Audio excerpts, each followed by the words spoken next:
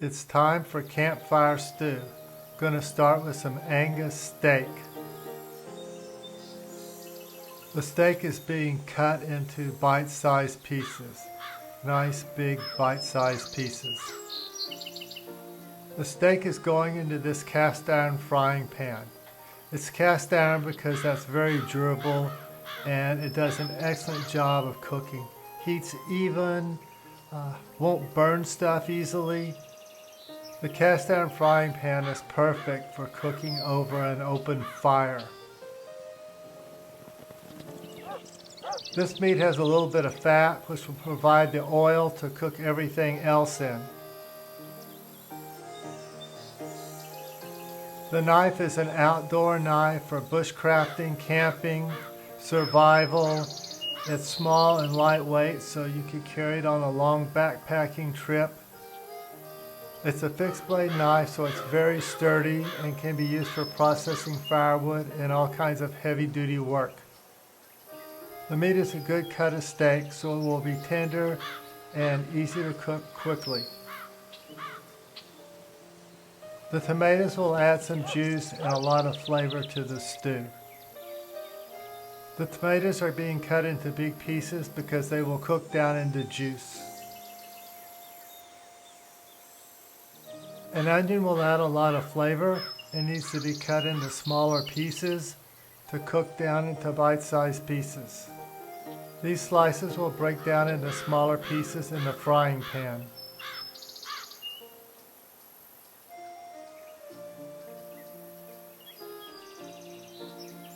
A red bell pepper will add flavor and color.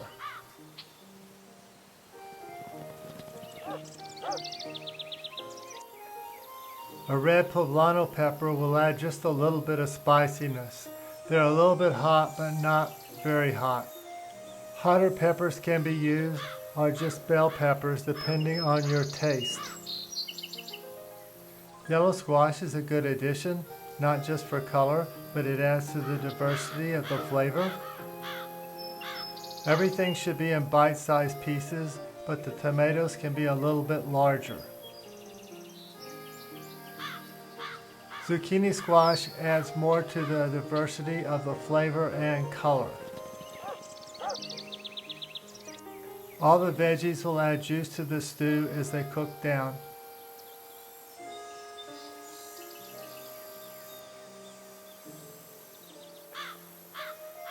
One more poblano chili pepper will complete the veggie mix.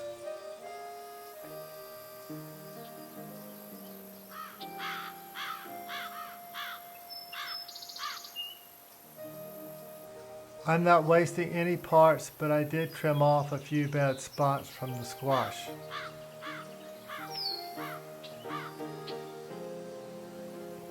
The meat will go on the fire first. It will provide some oil for cooking.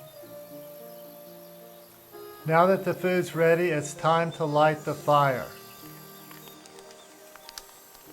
That's a good hot fire. It'll burn down the coals pretty quickly. The meat is on the fire and it will cook up pretty soon. That's a good hot bed of coals there. The meat needs to be stirred so that it doesn't stick and burn. Pretty soon there'll be enough oil coming out of the meat that won't be a problem. If the meat is lean, there needs to be some cooking oil in the frying pan. If it's a tough cut of meat, then it needs to be cooked a lot longer.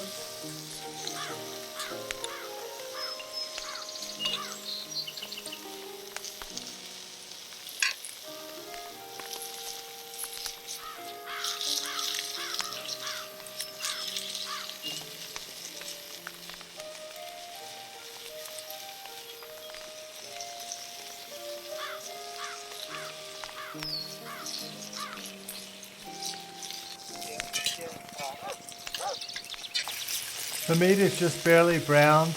It's time to put the veggies in. They just all go in at once. If you want, you could have cooked the onions a little bit sooner, but they cook good like this.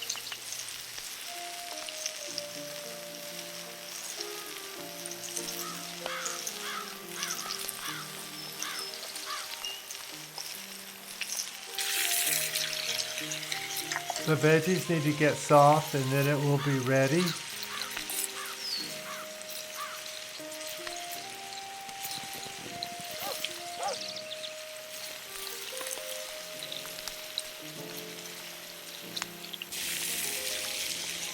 It's getting close when there's lots of juice in the pan. The juice cooked out of the veggies.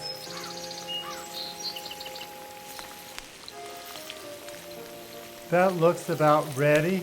Nice and juicy and hot and simmering.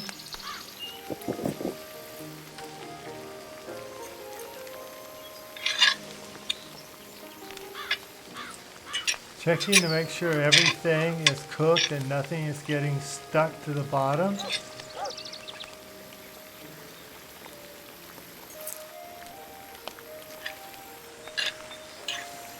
The juice is boiling down to a thicker gravy.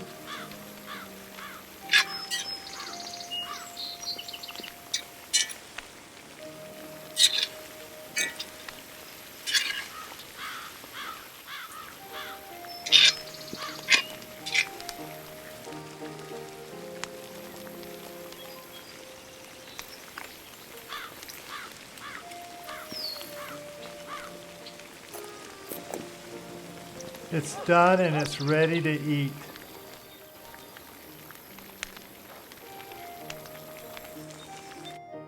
It's finished cooking. It's time to put some in a bowl to eat. There's enough here for 4 servings for hungry people. Just put a little bit of each ingredient into each plate.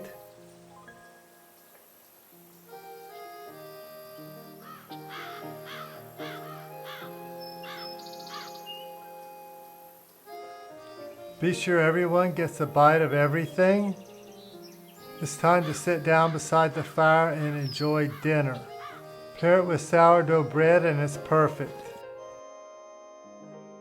If you didn't like the video, be sure to hit the dislike button twice. But if you enjoyed the video and want to see more like it, hit the subscribe button, click the little bell, leave a comment, and click the like button.